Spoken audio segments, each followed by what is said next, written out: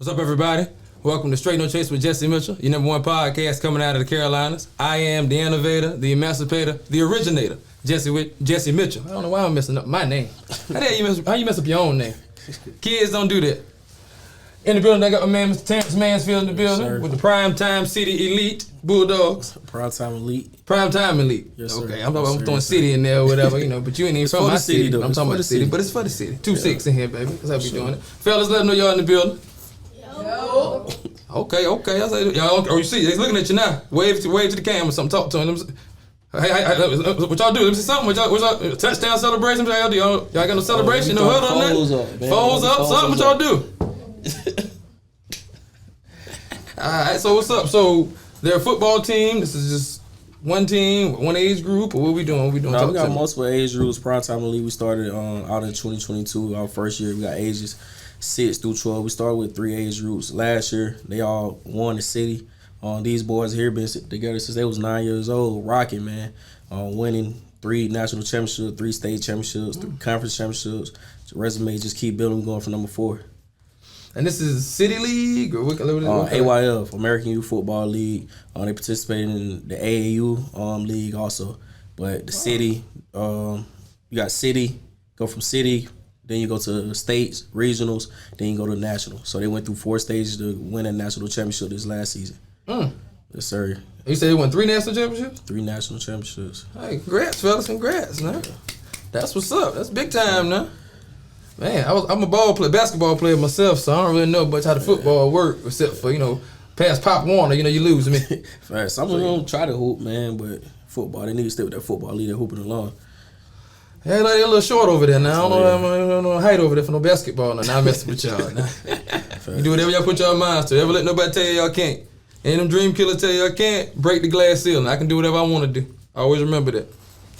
So you say y'all work with all ages? Yeah, we got ages 6 through 12, man. We building. We got our 6U. They coming off a 3rd place national championship run. They moving up to 7U. They looking to build off that. Is that tackle 6U? Yeah, it's tackle, man. The little boys be out there hitting harder than them. 6? Yeah.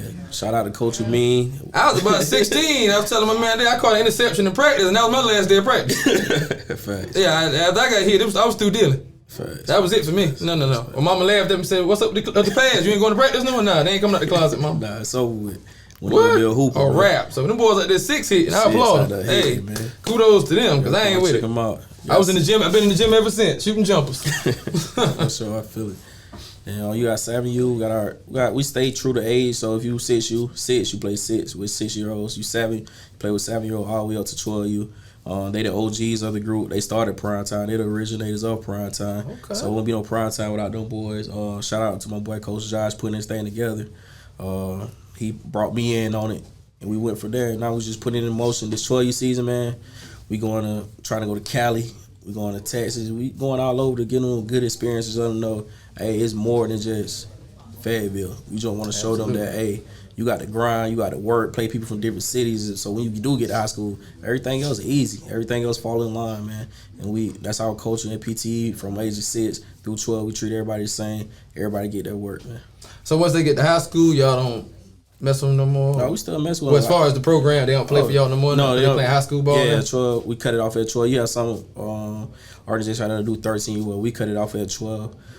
Some of them boys, hopefully they come see me over at Terry Sanford. I coach football at Terry Sanford, so hopefully someone come see me at Terry Sanford. But Miggy coming up. Ain't Miggy going to Terry Sanford? Supposed to? yeah, Miggy yes, over? sir. My young Yes, boy. sir. Yeah, Yes, shout out sir. to Miggy, yeah. He was with us last year, but He going to be pretty good, huh? yeah, he got a good upside, man. He got a good ceiling on him. I like his work ethic. Yeah, got good family behind him and stuff like that. So he stay on there, he'll be good. No doubt. But you still got to want it. All that, the family and all that cool, but you get these kids that have that, but they don't really want it. Yeah, but then you see the ones that getting their dad up to take them to practice, and they out there working, you know what I'm saying, waiting for their dad. They're working out before their dad come out to take them, or whatever, a parent take them, whatever. You know what I mean? Them the kids that want it. Yeah, definitely. You know what I mean? So that's what I love about this group, man. I came in, changed a little bit thing, but they adapted, man. Like I know a lot of people come out there, they probably last an hour tops, and then probably an hour don't come back another practice. I push them hard. From the outside looking in, you probably see like, hey, what are we doing? This military type stuff. It's not that. It's just me showing them what it takes to get to the next level. They embody it. They come through with it, and we win championships. And we not cool with that. Hey, we just gonna hear it to lose games. You can lose, but we not losing nothing. Cause I don't want to show them losing is okay. If I show them losing is okay, they're gonna be losing like, okay, hey, it's just another L. I'm gonna bounce back. No, we're not taking L's. I want them to win and everything, all aspects of life each time. Absolutely. Winning is the most important thing. Stats are cool, but if you don't win, those empty stats. Empty calorie stats is what they call them. Exactly. So you got to win. The object you out there for is to win the game, fellas. You got to win the game. So y'all enjoy the program, or what y'all think? Okay. Who the quarterback? Okay, how far you can throw it? How many yards? What's deep as you can hit somebody? 60? 50? 20. 20? He got about a good 45 on it. He got 40, about a good 45? on it. Okay. You got to be able to hit that deep route now. Crazy thing about it, they was just over here talking before the cameras came on. Now they quiet, man. Oh yeah, you know that. It's gonna happen. Trust me, grown people come here and do the same thing, so I ain't surprised. But you know, hey, they gonna get used to it. Them future superstars be looking at. So yeah, y'all gonna be in front of the camera a lot now. So yeah, get used to it. Love it. Embrace it. I do. Hi, Mom. Every time. So how do people, do y'all accept the new kids, or y'all have met y'all quota, or? Nah, we'll start with the new kids right now. So how do they get involved? People want to get in touch with you. How do they want to get involved or get the kids involved? How do they do that? Contact them on Facebook, Primetime Elite. On Facebook, our website is ptebulldogs.com. ptebulldogs.com. We got flyers going all around. We got Instagram at PT Bulldogs. Same thing on the Instagram. So everything, all our social media handles, PT Bulldogs. You can find us Facebook, anywhere. We at Reed Ross on Tuesday, Thursdays, 6 to 8. Pull up, man. We out there. Hey, come rock with us. Okay. And so the games are what, Saturdays? Games on Saturdays. Sundays? Yeah, so we going in our spring season right now. Spring season, more our development to get us ready for that fall season. We'll have games on Saturdays all the way probably through May. And we'll end it, take about a month break. We'll get ready around June. The boys will be going down to Savannah, Georgia to play the number 1 team, Southfield Falcons, on July 28th. They will kick that fall season off from there. Oh, so y'all go year round? Yes, sir. Okay. Spring That's spring what's and up. fall. We got to put that platform out there. You got platforms for soccer, man. They go year round. Baseball go year round. And it show why they got an upside on the scholarships. We got to do the same thing in football and get them boys their platform so they're working year round also. Soccer and baseball have more scholarships than football? Yeah, look it up. In Fayetteville right now, baseball, soccer is leading this 2-6 as y'all call it in the area and scholarships. Football is on the downslope. What? Yep. Even beating basketball. Not bad. Beating basketball. Yeah. What? Yeah. Who's playing soccer? You'll be surprised, man. Oh yeah, soccer get that money. I know they get that dough now. Look it up. You'll be surprised. You look at those stats, man. Like, we got to do the same thing for our boys and make sure they got those same man. We got to. Absolutely. That's crazy. I didn't know that. You taught me something tonight. Yeah, yes, sir. But we always educate and entertain here on Straight No Chase, baby. You can learn something new here, baby. The innovator learn something new tonight. For sure. So how'd you get into this coaching football? You played? Or? Oh, yeah, I played all the way through high school, attended Fort Valley State University. After that, joined the military, didn't work out. Like, hey, live a dream, gotta go work, man. When came to Fort Bragg, been to Fort Bragg since 2011. Are you still in? Yeah, I'm still in. I appreciate your service, brother. I'm a veteran myself. Yes, sir. I appreciate you. I appreciate your service, man. Started with the Broncos, killed stuff. I left to go to drill sergeant school. Was a drill sergeant out in Oklahoma. Came back, started with these boys. Been rocking with them ever since. Started my own organization along with Patrick McCoy, the lady back there, Marcus Pate, and we just put it together and been rocking ever since, man. Okay, that's what's up, man. Y'all do some real positive stuff, man. Hey. If anybody else told you yet, man, I'm proud of y'all. Kudos, man. Appreciate y'all you. do some positive stuff. Hey, y'all more than young minds, man. They need it, man. Because I needed it. I didn't have a father around. I had a father, but he wasn't around. He was doing his own thing. But, you know, I'm going to discuss that a little later. That's neither here nor there, you know. Yeah, definitely. There's reasons for everything. Everything happened for a reason, man. Oh, you know how it go. But you said you was a drill sergeant. Yeah. Some long hours. Oh, very long hours, man. Very like, long. I remember when I was I never been a drill sergeant, but when I was in basic, I remember I used to be thinking, I'm always, like I was telling my old school partner, I'm always thinking. Mm-hmm. Like, dog, they leave here kind of late. They leave here like 6, 7 o'clock. Yeah. Sometimes like 8. Then they back here at like 5. Exactly. Every so time. I'm like, they don't got no time to do nothing. Like, man. Go home, get something to eat, go to sleep. Go to sleep. That's it. Yeah, you right back in the morning yelling at soldiers. That's it, man. I would say that time for me being away, it made me a better coach, man. How long you was on the trail? 2 years, 6 months Oh, you did because of 2 COVID. years? Yeah, because of COVID, but it did make me See, after your tour, you was done. You didn't want to do no more. I was done before I even went there. I ain't want to go. Oh, they just tell you the assignment? Yeah. Yeah, that's when you come down the orders and you got to go, that's when it really sucks. Yeah, for sure. The instructor is cool, though.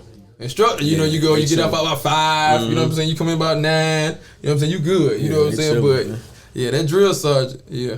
And see, I learned all that being an AIT and basic. Okay, yeah. You don't ever go to drill sergeant school. Yeah, No. Be an instructor. If anything, be an instructor. Everybody learn from it. Yes, sir.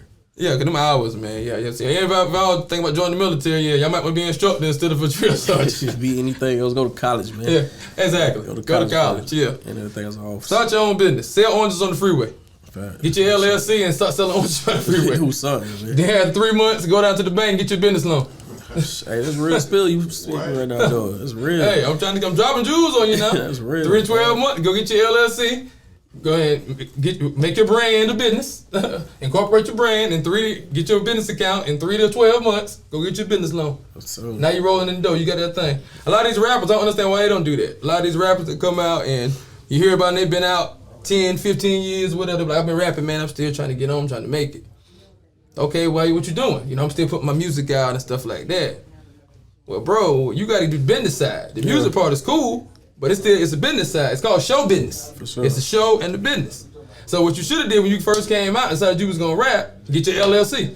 You're a brand. You're a company. Yeah. You endorse yourself. You know what I'm saying? You're a brand. Once you decide you want to rap, get your LLC in your name, in your rap name. Like I said, go open your business account. Start circulating your money through there, your studio money, your money you using for your merchandise, whatever you got going on. In 3 to 12 months, go get your business loan for 10% of what you got in there. So if you got $10,000 in there, you can get a business loan for $100,000. Now you got $100,000 to invest in your career, to go get your jewelry, to get your clothes, to book your shows, your flights, whatever you need to do. And instead of you waiting 15 years for somebody to put you on, you could have been on in 5. You put somebody else on up under you. On top of that, come on now. I'm just saying now, you know, we gotta learn now, you know, hey. What jewels I got, I'll try to give to you now. Yeah. But you know, everybody gonna listen. I just gave y'all some free game now. You know what I'm saying? Y'all young bloods, hey. Yeah, but see, this generation though, you know, we talk about them a lot, but they doing a lot of stuff though. Yeah, they doing a lot of stuff that we wasn't doing. You know what I mean? A lot of us, we fell into that trap with our parents. You follow the script. Yeah. You go to college, you get your degree, or you go to work, and you go pay your bills, and you go home. See, they ain't following the script. They doing their own thing. You know what I'm saying? They making that paper too. Some of them is failing, you know, but some of them is doing their thing. You know, but you know, it's all trial and error. Everything we did wasn't successful. They got a lot of influence by social media right now, man. Everybody want to quit. Everybody want to quit. That's another thing I talked to them about. I'm 37. You know what I'm saying? I just signed with Fox. You know what I'm saying? So you never know. You know what I'm saying? Steve Harvey, Samuel Jackson, a lot of people got on later. Yeah. So just because you don't get it young, don't mean it ain't coming. You know what I mean? It's all in God's plan. You know what I mean? So you just got to be patient and stay consistent. All the time, man. All the time. But so, what days say y'all at Re-Ross? Tuesday, Thursdays right now, 6 to 8, and Saturday, 4 to 6. We out there at Field 1. That's the one on all the way to the top. If you come out of your cell, just run to all the kids with red and black on. Okay. And how everybody get in contact with you? What's your social medias and stuff? PTE Bulldogs, Primetime Elite Bulldogs. Type that in on Facebook, Primetime Elite. It'll pop right up. Ask to join that page. Like, follow that page. You can message that. We'll answer sooner that we have our phone on. Just shoot us a message. We'll answer. Okay, there it is. Young Bloods, get y'all social media. I got social media. What y'all on? Instagram, TikTok. What y'all on? Y'all ain't on nothing? Them boys. Get your Instagram. What's your Instagram? Tell me your Instagram so they can follow y'all. He don't want to tell you. Don't get your followers up. Oh boy. Oh my God. Y'all too cool for followers, huh? Well, follow Primetime Elite Bulldogs then. Follow everybody. The quarterback don't want no followers. He said he's too cool for school right now. I'm doing my thing. That's all on, man. We appreciate you for coming through, man. Appreciate y'all for coming through, man. Yes, sir. We'll be right back. Stay tuned.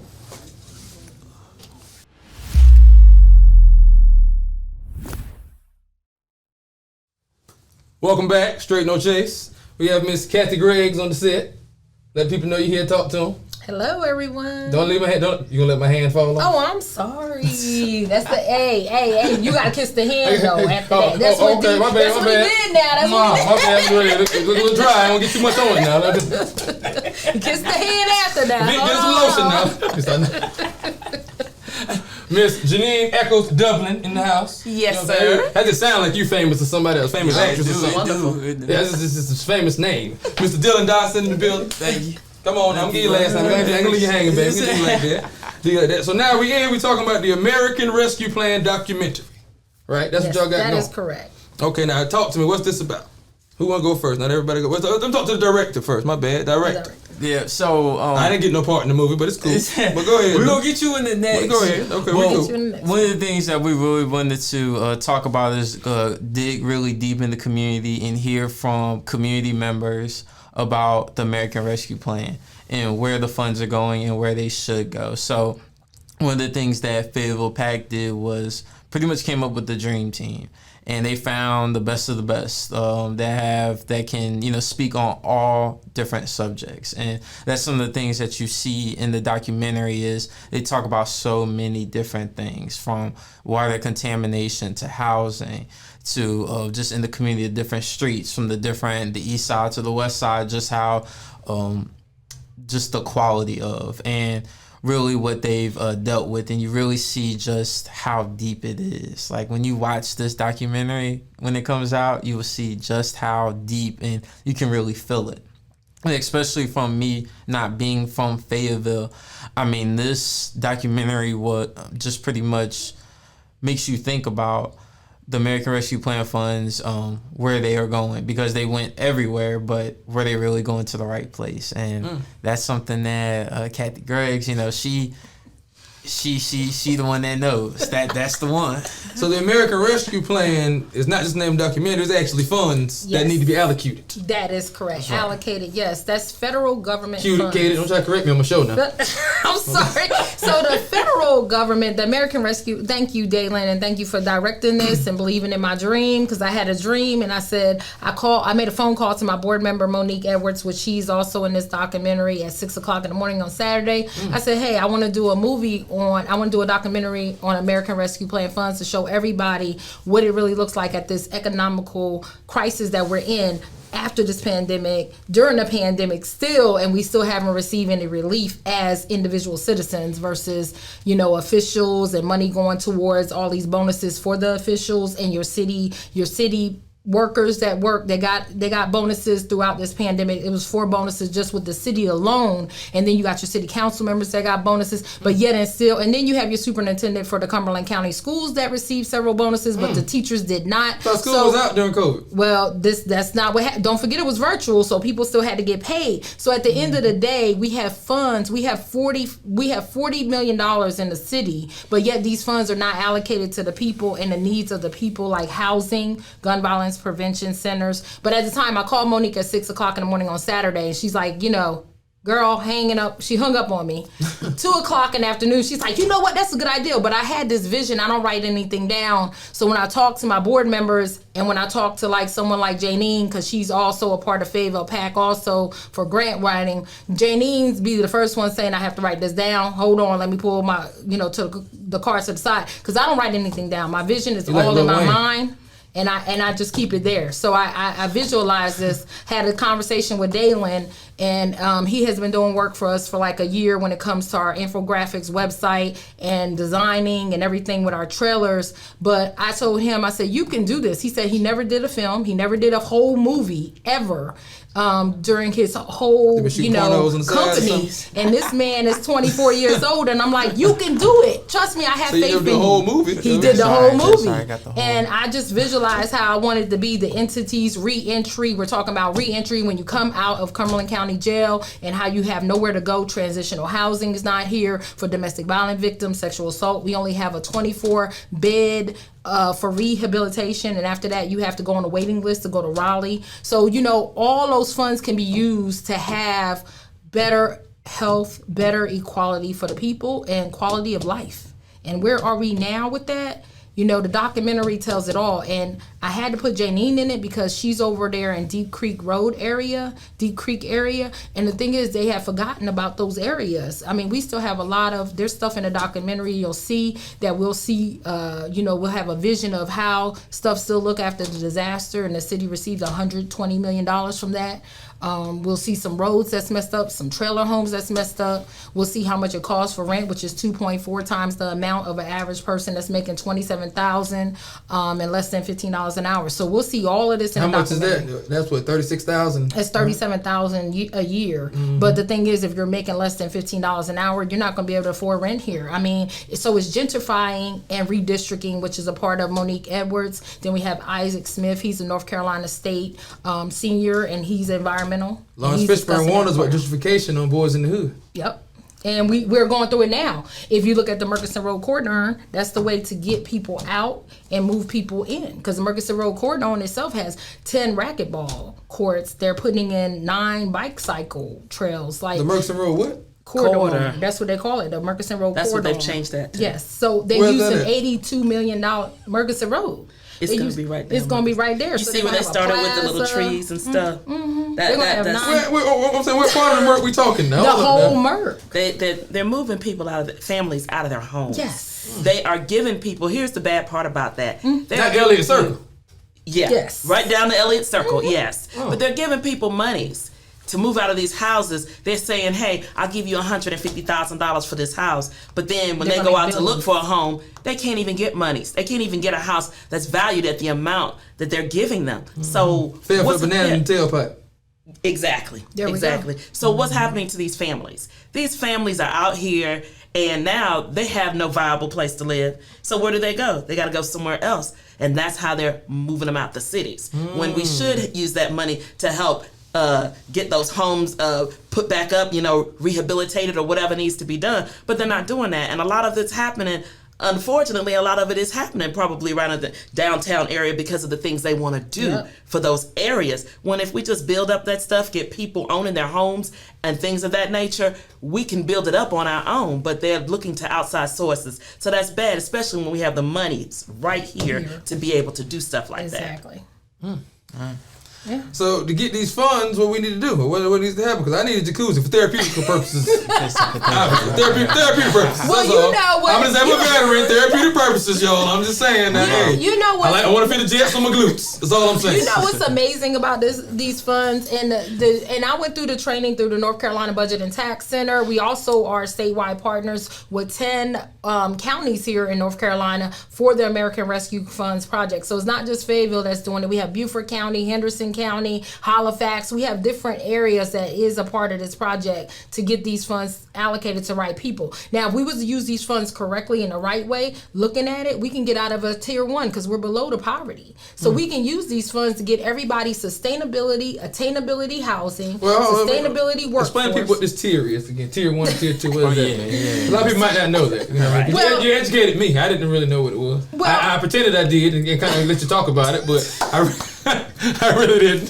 So, but if you don't ask, you don't know. That's true. Well, that is true. That is true. Now, I just want to make sure that we understand what the tiers. So you got tier 1, I think it's tier 2, tier 3, and then tier 4. Now, in the state of North Carolina, you'll probably never see a tier 4, because of so many rural areas in North Carolina. There's so many rural areas that you probably think is a suburban area. It's not. It's considered a rural community, right? And that's based on census. That's based on how much money people earn. That's based on the education level, how many people that is living in house, how many people's renting, how many people's owning. So it's based on all of that information for them to say if you're a tier 1 or 2. So if you have, like we do, 436,000 people in this county, but you got over 230,000 of them that is below $37,500 a year, that will make you a tier 1. And in order to get out of that, you would have to move all those people out like they're doing on the Murchison Road, like they're gentrifying and redistricting people to move them out of these places so they can come out of that tier 1. So they move pretty much the have and have nots is where we are, right? So if you don't have, then you will not have. Versus, if you have, you're going to continue to have, right? So we have so many people that have invested developments And you know, all these things that are growing in Fayetteville have put money into it. So they're not caring about the fact they're moving you out because they want you out so they can still make money. That's an investment to them. And that's what we're talking about with officials that's putting money in these pots or bringing investors in here that they know of from different states saying, let's build here. So when we were talking about the Murchison Road, let's think about it. That's an $82 million development that's economically going to make money once you move out. Because guess what? They're going to make money because they're building a plaza. They're going to make money. People are going to want to come to Fayetteville, just go to Murchison Road. Just like they come to Fayetteville now for the stadium that we spent $35 million on. Like, it big. Told you she got the fast. Shout out to the Woodpeckers. I'm still looking for that endorsement, Woodpeckers. You know, hey, but you know, I'm giving you a shout out anyway. You're getting free promo. Hey, it's the last time. They cut me a check. Straight no chase, baby, in the building. But nah. But yeah, man, this is major. Like it's a lot of money to be sitting out there and not be used, and especially when we need it bad.